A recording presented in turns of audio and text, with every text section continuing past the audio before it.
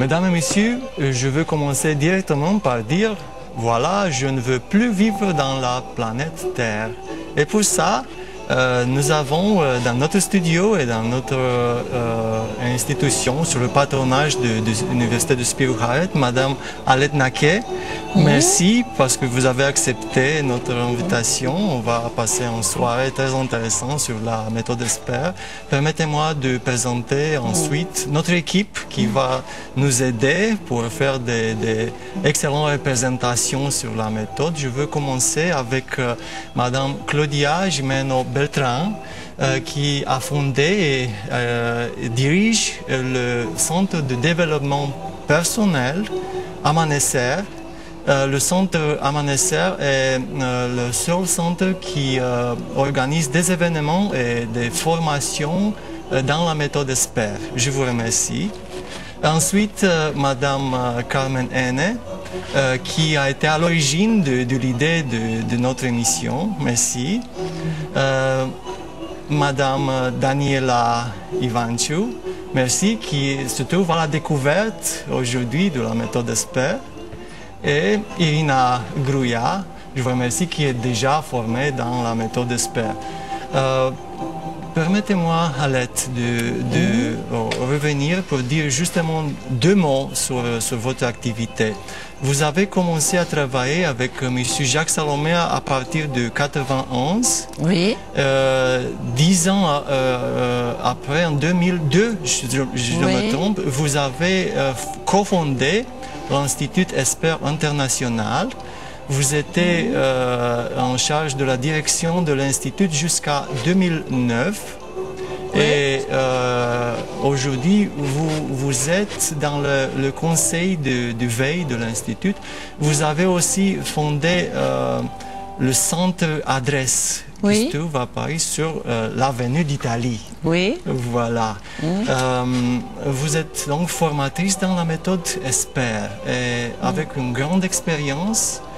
Et je trouve très important le travail qui a commencé par M. Jacques Salomé, et voilà, avec votre support et votre courage, vous allez dans l'Europe pour présenter la méthode. Je sais que, je pense à moi-même, nous sommes des infirmes en matière de communication. Je me trouve dans des situations quasiment antirelationnelles. Et j'en suis sûr que la méthode ESPER peut m'aider. Mais où exactement, par quoi exactement je dois commencer pour revivifier ma manière de communiquer? C'est à vous, madame. Par quoi commencer? Un petit peu peut-être comme j'ai commencé moi-même. En 1991, j'étais comme vous, une infirme de la communication. Et j'ai rencontré le travail de Jacques Salomé, et là j'ai fait 3 découvertes importantes. La première découverte, c'est que nous vivons dans un système antirelationnel d'incommunication. Nous avons été élevés dedans, biberonnés, si j'ose dire, dans ce système. Ce système se reproduit à l'école et dans le monde du travail et dans toutes les relations humaines. C'est un système qui est à l'origine de beaucoup de malentendus, beaucoup de tensions, beaucoup de conflits, de frustrations, de ressentiments, de souffrances et même de violences parfois. Malheureusement. Ce système, Jacques Salomé l'a appelé le système SAP. Et moi, je n'avais pas appris à communiquer, même en faculté de psychologie, je n'avais pas appris ce que c'était qu'une autre manière de communiquer. Et donc la deuxième découverte, c'est d'apprendre qu'il était possible de communiquer autrement dans une manière beaucoup plus relationnelle qui soit porteuse d'énergie, de convivialité, une manière de communiquer dans laquelle chacun peut se respecter, respecter l'autre, proposer des relations vivantes, vraiment porteuses de croissance, d'autonomie, de créativité. Voilà la deuxième découverte, que cette nouvelle manière de communiquer, elle s'apprend. Elle s'apprend et Jacques Salomé l'a appelée la méthode Esper et il l'a organisée avec des outils, des règles d'hygiène relationnelle et des concepts qui la structurent. Et donc, par où commencer? À l'apprendre et puis à la pratiquer jusqu'à ce qu'elle soit intégrée. Alors, c'est un apprentissage, donc ça demande un peu de temps, bien sûr. Mais c'est justement, Claudia Rimeno organise en Roumanie des formations ouvertes à tout public, et y compris aux professionnels, pour apprendre cette méthode et la pratiquer pour améliorer les relations, pour proposer des relations vivantes dans toutes les relations, en fait. Les relations avec son père, sa mère, relations avec les contemporains, les frères, les sœurs, mais aussi le partenaire, le mari, avec les amis, avec les frères et sœurs, je ne sais plus si je l'ai dit, mais enfin, avec les enfants aussi, et puis dans la relation à soi-même, dans les relations plus professionnelles aussi, ou aussi bien la relation enseignant-enseigné que la relation soignant-soigné. Voilà, cette méthode, elle permet de vivifier toutes ces relations-là. Et donc, ça permet de vivre mieux. Apprendre cette méthode pour vivre des relations humaines plus conviviales. Plus conviviales. Vous avez précisé la première découverte. C'était le système antirelationnel SAP. Oui. Oui. Qu'est-ce que c'est ça? Alors, le système SAP, c'est un acronyme qui veut dire S, comme sourd, parce que dans ce système, nous sommes sourds à nous-mêmes et sourds à l'autre. A comme aveugle, parce que nous sommes aveugles à nous-mêmes, aveugles à l'autre. P comme pernicieux, un système, voilà, pernicieux, pervers, deuxième P comme pervers, et énergétivore qui nous prend nos énergies. Voilà. Donc, c'est pas très stimulant, hein? Oh, pas du tout.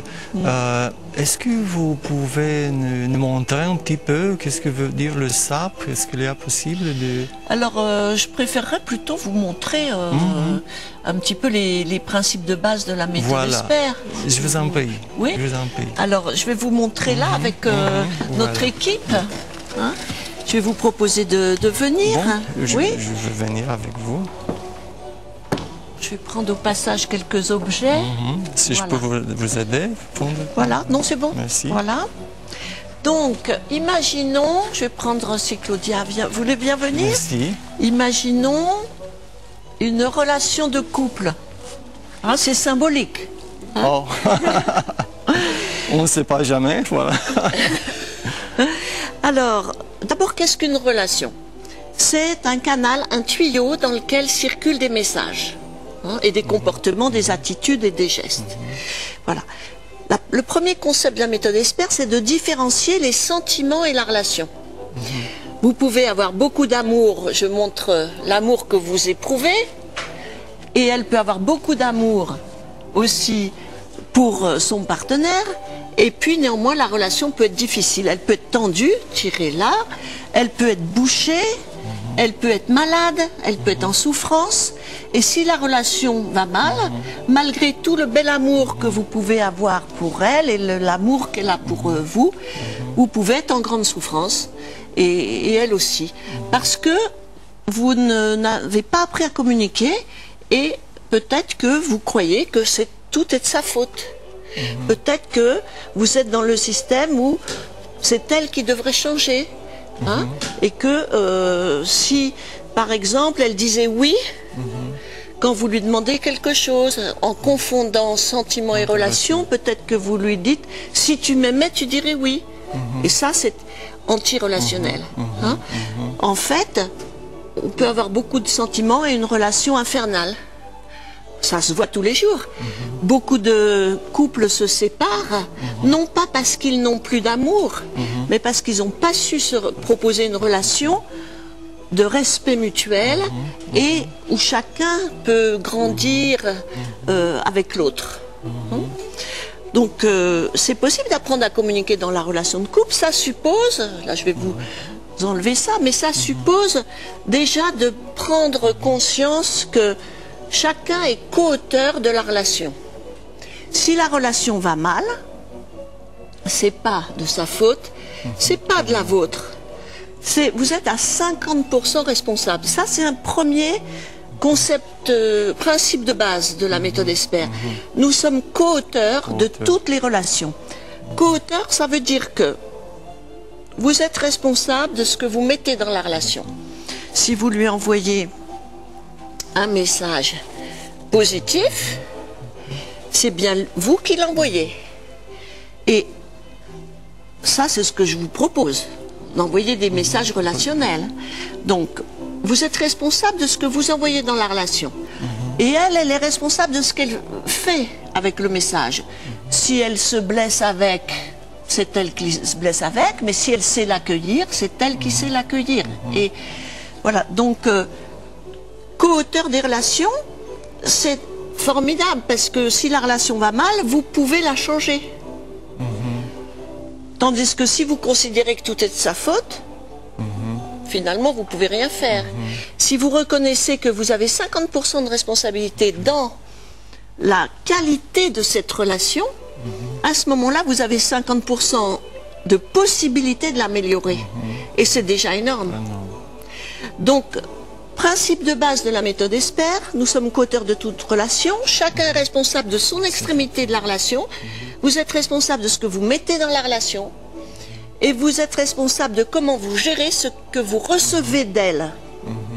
J'aurais pu prendre un autre objet pour montrer les messages poisons, peut-être j'aurai l'occasion tout à l'heure, mais c'est ça, vous êtes responsable des mots qui sortent de votre bouche, et des comportements, des messages non verbaux, des regards, des attitudes et des gestes, et vous êtes responsable de ce que vous faites avec ce que vous recevez. Vous êtes responsable de ce que vous ressentez aussi avec ce que vous recevez. Ça, c'est les principes de base.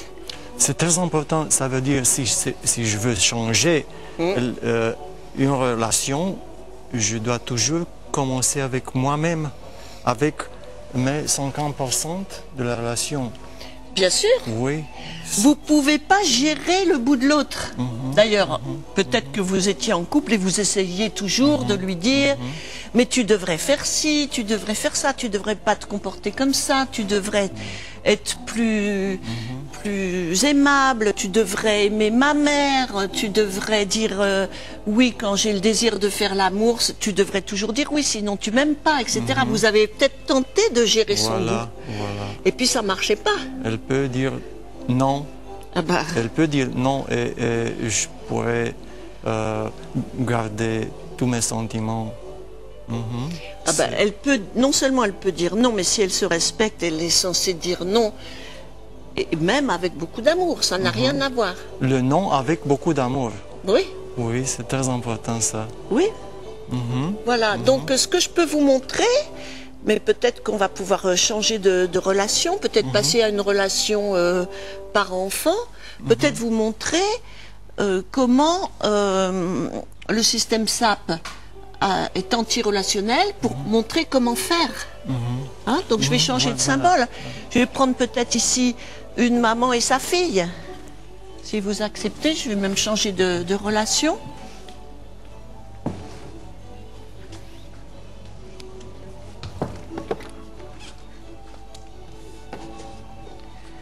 Voilà. Alors encore une fois, c'est symbolique. Je vais passer derrière vous.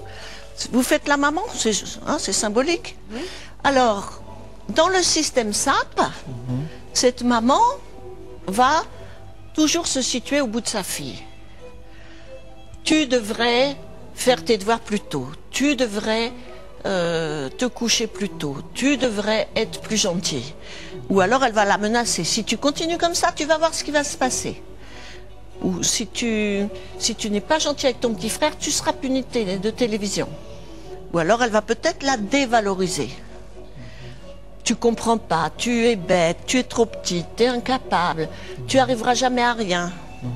Non, ça se passe qu'en France ou ça se passe aussi en Roumanie, ça? Oh, aussi ça se passe ici. Et puis la culpabiliser. Tu me fais honte. tu me fais de la peine, tu me déçois, hein, tu me rends malade, etc.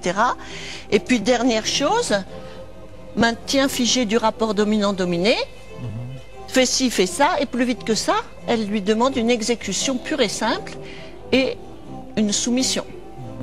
Voilà, ça c'est très vite brossé le système antirelationnel. Alors, pour cette maman, il va s'agir d'apprendre à communiquer autrement. Et effectivement, d'apprendre à communiquer en se responsabilisant à son bout de la relation. Quand vous voulez dire « tu devrais te coucher plus tôt », qu'est-ce que vous voulez lui dire? Je te demande de te coucher plus tôt. J'ai le désir que tu te couches plus tôt. Je t'ordonne de te coucher plus tôt. Qu'est-ce que vous voulez lui dire? C'est ça en fait. J'aurais même besoin d'une écharpe pour mettre ici. Je veux bien, Mathéis, et vous en passer une. Oui, je veux bien une écharpe. Parce que pour montrer que... C'est bon. Elle vous convient? Oui. Pour montrer que pour communiquer avec son enfant, cette maman, elle est censée s'écouter. Si elle ne sait pas s'écouter pour savoir ce qui l'habite, si c'est une demande, une proposition, une invitation, une exigence, eh bien, si elle ne sait pas ce qui l'habite, elle n'a pas d'autre ressource que de parler sur sa fille. Tu dois faire ça. Si elle sait s'écouter et qu'elle sait que communiquer, c'est mettre en commun, alors elle va pouvoir lui dire « Quand je te vois te coucher si tard, je suis inquiète et c'est pour ça que je te demande de te coucher plus tôt. » Elle va communiquer à partir d'un jeu. Au lieu de lui dire « Tu es trop lente », elle va lui dire « C'est moi qui suis pressée et je te demande de faire plus vite. » Au lieu de lui dire « Tu manges comme un cochon », vous lui dites ça, elle va lui dire « Je suis gênée par la manière dont tu manges. » Au lieu de lui dire « Tu fais trop de bruit, j'ai besoin de calme. » Est-ce que vous voyez que ça suppose que cette maman, elle sache s'écouter pour pouvoir mettre en commun et rester relationnelle? Ça veut dire que, et on revient au principe de base, elle ne gère pas le bout là-bas. Et elle ne parle pas sur son enfant. Elle parle à son enfant. À son enfant. Elle parle d'elle à son enfant. Non pas d'elle d'une manière narcissique ou égocentrique ou égoïste, mais elle parle d'elle en s'impliquant, en se responsabilisant justement. Elle, au lieu de parler là-bas, elle témoigne d'elle. Donc si elle témoigne de ce qui l'habite, de ce qu'elle désire, de ce qu'elle demande, de ce qu'elle propose, si elle parle d'elle, c'est forcément à partir d'un jeu. Donc, dans la méthode Esper, nous avons des règles d'hygiène relationnelle. Pourquoi hygiène? Parce que nous savons que depuis que nous lavons les dents, par exemple, c'est l'hygiène buccale, nos dents sont en bien meilleure santé. Depuis que nous lavons les mains, nous avons moins de maladies. Depuis que des personnes pratiquent les règles d'hygiène relationnelle, les relations sont moins malades. C'est ce qui va garder la santé des relations, de mettre de l'hygiène dans ces relations. Le système SAP, il rend les relations malades. Respecter quelques règles d'hygiène relationnelle, ça permet aux relations d'être vivantes. Donc la première règle, c'est je ne parle plus sur l'autre. Et le corollaire, si je ne peux plus parler sur l'autre, c'est-à-dire sur son bout de relation, que l'autre soit en face ou qu'il soit absent, par exemple sur un tiers, je ne parle plus sur l'autre, mais je parle de moi, à l'autre. J'ai besoin de calme. Vous voyez, je n'ai pas besoin de la dévaloriser en disant « tu fais trop de bruit ». Il suffit que je dise « j'ai besoin de calme », parce que c'est ça la vérité. C'est une communication beaucoup plus authentique. Si je parle de mon désir, de mon besoin, c'est beaucoup plus authentique que de dire « tu es comme ça ». Donc voilà déjà deux règles d'hygiène relationnelle qui vont ensemble. Je parle plus sur l'autre, je parle de moi à l'autre, de ce qui m'habite, de mon ressenti. Je suis gênée, de ma peur. C'est pas tu vas tomber, c'est j'ai peur que tu tombes. Hein, ou tu vas rater tes études, ou j'ai l'inquiétude que tu rates tes études. Bon, je parle de mon désir, j'ai le désir de te voir réussir tes études. Je parle d'un rêve. Je rêve ou j'ai le projet. Je parle d'un besoin. Je parle d'une émotion. Je suis touchée. Je parle d'une contradiction. J'hésite. Voilà, je mets en commun, et c'est ça communiquer, ce qui m'habite.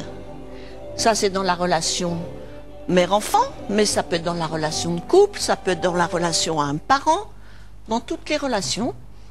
Le respect de quelques règles d'hygiène relationnelle et puis l'utilisation de quelques outils, dont l'écharpe. Voilà. Ok, merci. Oui, c'est très, très important ce que je viens d'entendre. Je dois commencer avec moi-même, de responsabiliser et d'écouter ce que je ressens, ce que j'ai besoin, tous mes désirs, voilà. Oui. Et de pouvoir écouter, vraiment écouter ce que je ressens face à vous, même ici, oui. Voilà. Et de commencer avec moi-même, voilà. Maintenant, je me sens très intéressé et je me sens très à l'aise comme ça.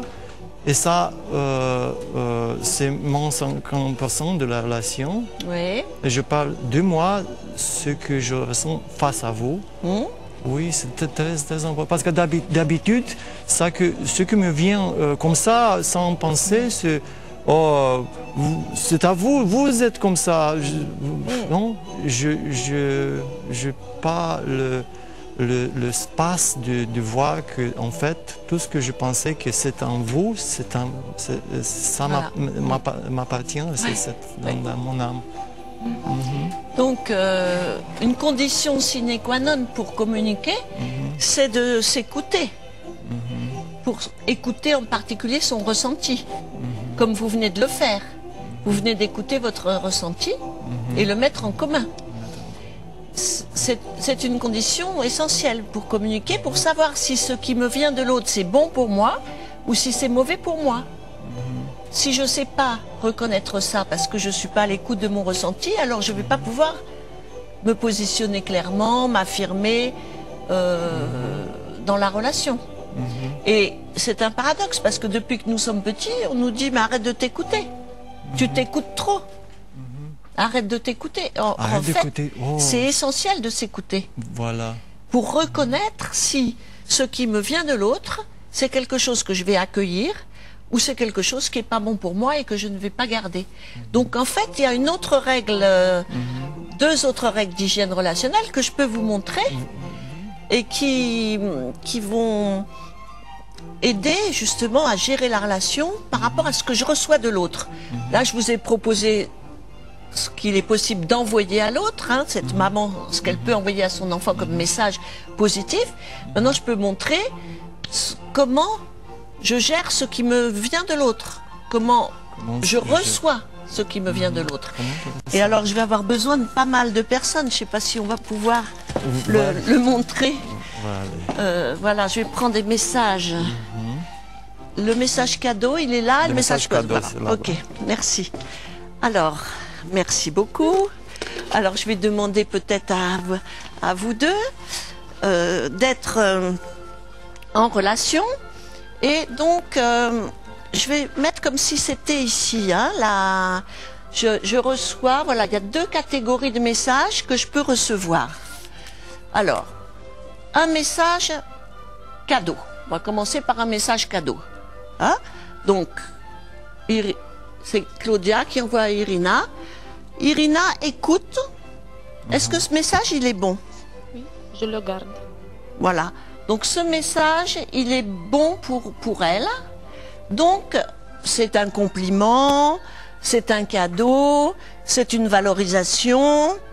Voilà, qu'est-ce que t'es jolie, qu'est-ce que ce collier te va bien, comme tu as réussi ce que tu as fait. Voilà, beau message cadeau. Encore faut-il qu'elle sache l'accueillir. Si elle ne sait pas l'accueillir, je vais lui dire, oui, je trouve que ce collier te va très bien. Elle va me répondre, je l'ai acheté en solde. Si elle ne sait pas accueillir. Donc si elle ne sait pas accueillir, elle va dévaloriser. Ou elle va dire, oh, il y a longtemps que je l'ai. Elle ne va pas savoir Accueillir. Si elle sait accueillir, elle va dire « Oh, merci, ça me fait plaisir. » Voilà. Maintenant, il peut venir, ce sont deux amis, de sa meilleure amie, un message cadeau, mais dans les 5 minutes qui suivent, un message poison. Tu sais, tu as des problèmes, tu devrais quand même aller voir un psy. Est-ce que c'est un message agréable? Non. Ça provoque un ressenti désagréable. Donc c'est un message qu'elle ne veut pas garder. Et là, elle peut apprendre un outil fabuleux de la méthode Esper qui s'appelle la confirmation. Et qui va lui permettre de ne pas garder ce message. La confirmation. La confirmation. Oui, toi tu penses que je devrais aller voir un psy. Pour ne pas garder quelque chose qui ne lui convient pas. Si elle le garde, ça la pollue.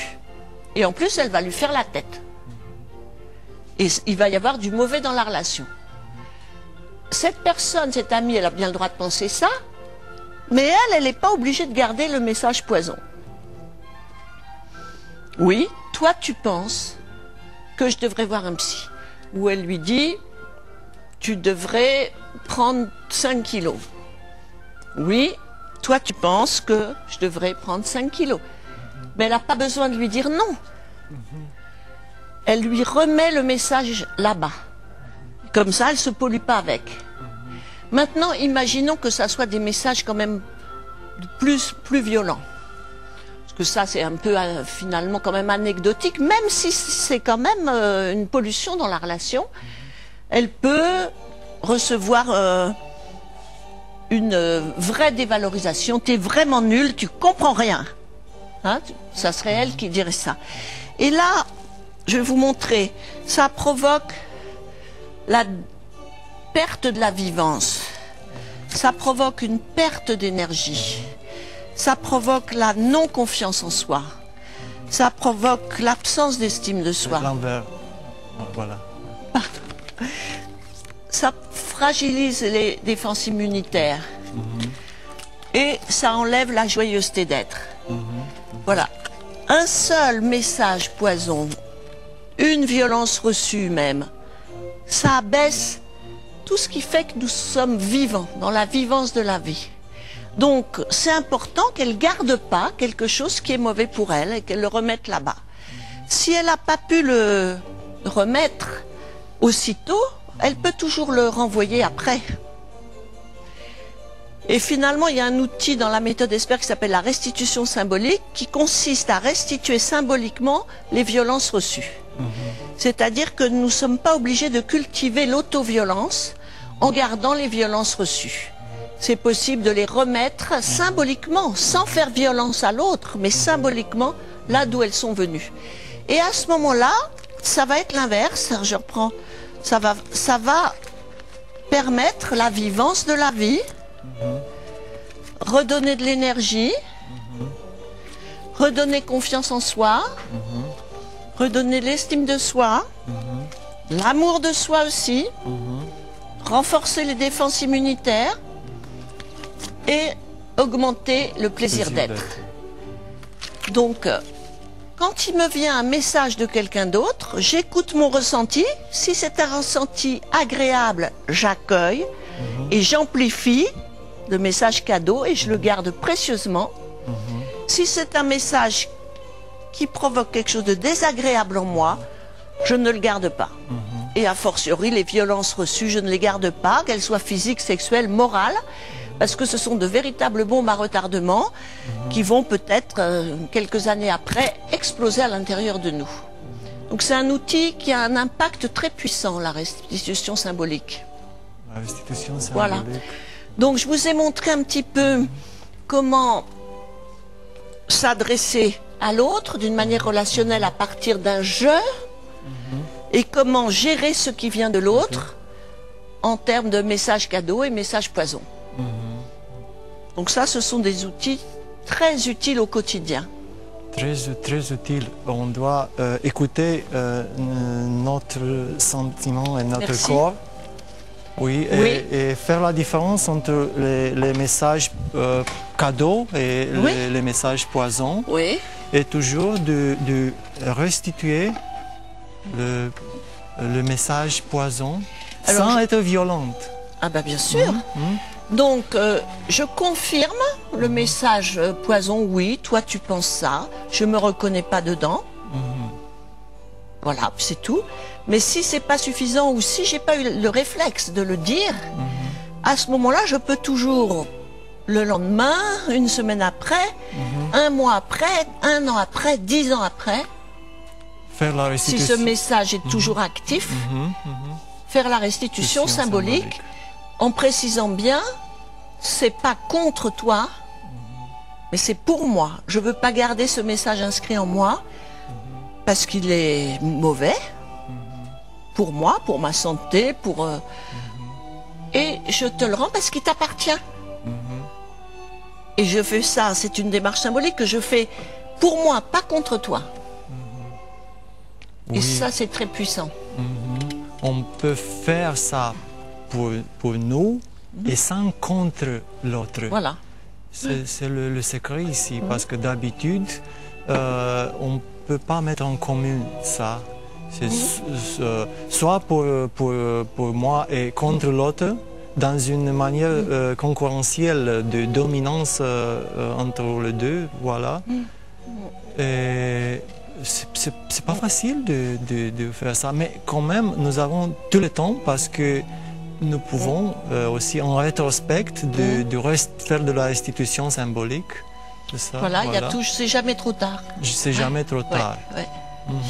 Par exemple, en France, je vais dans certaines écoles où il y a pas mal de messages verbaux de violence, ou en tout cas complètement irrespectueux, à la fois entre les élèves et aussi bien des élèves vers leurs professeurs.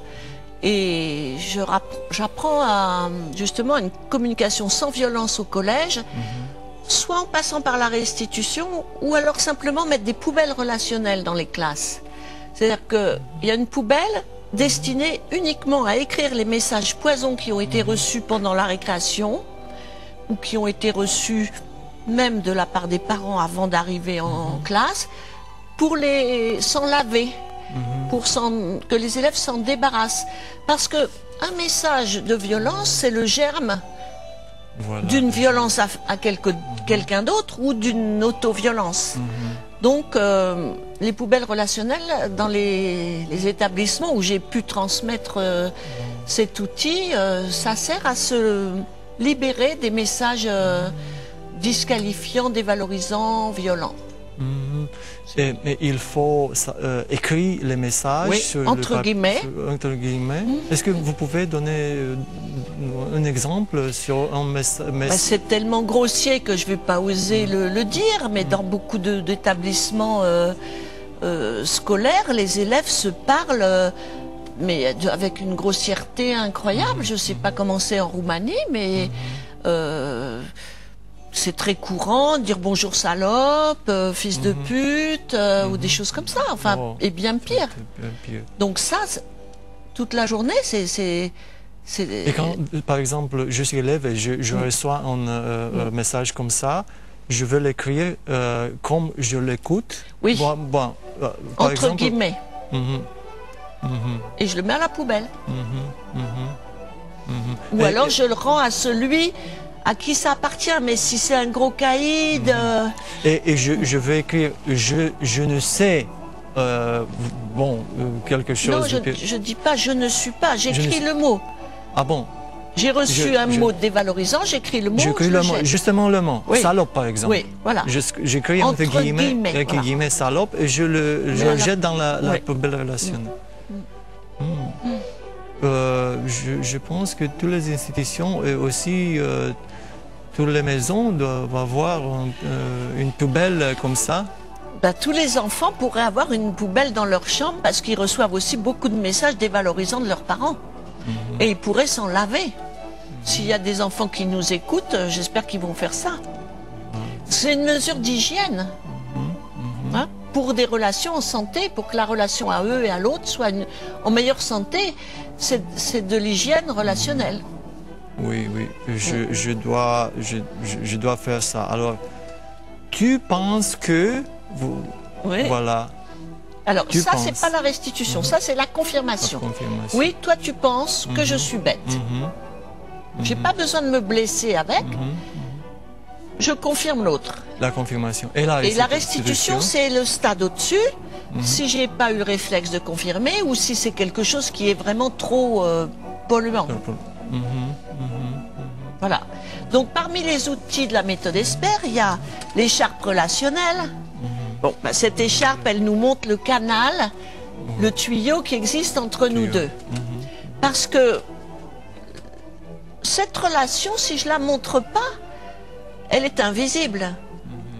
Et peut-être que c'est à cause de ça que nous n'avions avant pas pris l'habitude de la prendre en compte. En fait, nous sommes trois. Il y a vous, Mattei, il y a moi, et il y a la relation qui nous relie. Et elle est vivante. Alors, avec l'écharpe, je la montre. Ce qui va permettre de commencer à vouloir la bien traiter. Mais quand je la vois pas, peut-être que je la néglige. Et quand je la montre avec l'écharpe, ben, c'est quand même une belle relation. Hein? Elle mérite d'être entretenue, alimentée, avec des aliments sains, avec des messages cadeaux, en fait. Des messages cadeaux. Voilà. Voilà, et elle est vivante. Hein? Donc, j'apprends la bientraitance de ma relation. Et c'est important de la montrer pour la prendre en compte. Nous sommes trois et nous sommes reliés par un organisme vivant qui a besoin d'être bien nourri. Voilà. Et donc ça, c'est un outil de la méthode ESPER, l'écharpe. Ça permet aussi de voir les deux bouts et de ne pas les confondre. Hein? La visualisation, montrer ce dont je parle, c'est un outil. Depuis tout à l'heure, je montre parce que ça communique mieux. Hein? Il y a aussi le bâton de parole, ben, j'en ai pas ici, mais c'est pour alterner la communication. L'un parle, l'autre écoute, c'est ce que nous faisons là actuellement. Et puis il y a la symbolisation, comme les restitutions symboliques et la confirmation. Ce sont les outils de la méthode ESPER. La poubelle aussi, c'est un outil. Il y a les règles d'hygiène relationnelle, il y a les concepts. Voilà. Notre relation est vivante. Oui. Voilà. Je pensais, est-ce qu'il y a possible de revivifier une relation qui est déjà morte? Parce que je trouve, si je pense à mes relations, que bon, j'ai pas nourri, j'ai pas pensé d'entretenir mes relations parce que j'ai pas vu la relation comme entière. Bon, et maintenant je dois penser à ça. Alors, est-ce que je pourrais revivifier mes relations qui sont déjà quasiment mortes? C'est toujours possible. Alors, il y a les relations qui n'ont pas été entretenues. Vous pouvez les entretenir, donc les revivifier. Mais peut-être qu'il s'agit de les dépolluer avant. De les dépolluer. Peut-être qu'il y a des messages qui sont restés à l'intérieur et qui comme la suie dans un canal de chauffage, ça finit par s'accumuler, boucher la relation. Et il y a besoin de ramoner, hein? Il y a besoin de la dépolluer. Et peut-être dire, voilà, je te rends ce qui n'a pas été bon pour moi dans cette relation et je t'invite à me rendre ce qui n'a pas été bon pour toi dans cette relation. Et une fois que la relation, elle est de nouveau libérée de tout ce passif, à ce moment-là, vous pouvez la nourrir à nouveau. Vous pensez à une relation amoureuse, vous pensez à une relation amicale, vous pensez à une relation à qui? Des relations amicales en général. Ouais. Bon, parce que j'ai peur de parler sur les relations amoureuses, peut-être. Et en fait, en plus, j'ai reçu un message, je ne sais pas si c'est négatif ou positif, parce que nous reste seulement 9 minutes de notre... Ah, il nous reste que 9 minutes? Voilà. Alors, s'il nous reste 9 minutes, qu'est-ce que je peux... Je peux vous proposer de venir ici quand même et pour essayer de renouer cette relation amicale. Bien sûr, merci. Alors, donc, je vais proposer de prendre des sentiments, de prendre un message, voilà, une relation, peut-être choisissez-la, la relation amicale. Je choisis ça. Donc je vous propose de choisir, c'est une amie... Bon, permettez-moi de toucher. Merci. D'accord. Alors, peut-être que vous allez commencer par dire que vous avez peut-être de l'amitié. Oui, bon, nous sommes nous avons une très belle relation il y a quelques années. Tu es ma amie, comme ça. Bon, je suis très, très heureux de te connaître. Bon. Peut-être moi j'aurais commencé en disant, voilà, j'ai toujours de l'amitié pour toi depuis toutes ces années, même si je n'ai pas entretenu notre relation. Voilà. Donc je souhaite te témoigner de mon amitié. Et puis, j'aurai le désir de reprendre la relation et de nous échanger à nouveau, partager sur les sujets que nous aimions évoquer ensemble ou faire les promenades que nous aimions faire. Voilà. Si la relation n'est pas polluée, hein, parce que si elle est polluée, il s'agira de demander aussi, hein, de dire si j'ai envoyé des messages qui étaient mauvais pour toi, ben, je t'invite à me les rendre. Mais sinon, ben, je te propose de reprendre cette relation qui était importante pour moi, en particulier tout le bon reçu. J'ai reçu beaucoup de choses de toi, ça m'a appris beaucoup. Lors des randonnées que nous faisions ensemble, tous les partages, voilà, témoigner de ce qui a été reçu, témoigner de l'amitié, témoigner de la qualité de la relation. Et c'est toujours possible, même avec quelqu'un que vous n'avez pas vu depuis 10 ans, 20 ans, c'est toujours possible. Bien sûr, elle, à son bout, elle va dire oui ou elle va dire non. Et si elle dit par exemple, oh, mais tu n'as pas toujours de temps pour moi, bon, des choses comme ça, qu'est-ce que je peux faire? Je peux dire, tu penses que je pas de la confirmation? Oui, oui. Bien sûr. Mais là, vous êtes en train d'être dans ce qu'on appelle une répression imaginaire. Vous imaginez une conséquence négative à un acte que vous n'avez pas posé. Voilà. Si vous êtes très relationnel, j'ai toujours de l'amitié pour toi, j'ai le désir de reprendre une relation parce que j'ai reçu vraiment beaucoup de bonnes choses lors de nos randonnées, nos partages, nos centres d'intérêt.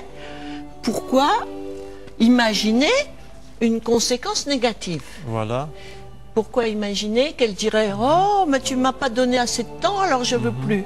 Pourquoi? Ouais, c'est un Elle peut simplement dire bah, moi, j'ai plus le même désir, j'ai d'autres amis, je suis plus disponible, mais je te remercie de cette proposition. Mais pourquoi elle dirait, oh, tu m'as pas donné assez de temps Si vous êtes relationnel là, il y a beaucoup plus de chances de recevoir un message cadeau là. Non? Voilà, ouais. C'est pas garanti. Mais si vous envoyez un message cadeau là, vous recevez des messages cadeaux là, en principe. Si vous envoyez un message agressif, vous recevez... Message agressif. En principe, vous risquez plus de recevoir un message agressif.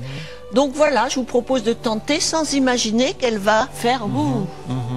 Non, elle va peut-être dire, mais j'ai pas la disponibilité, puis c'est pas grave.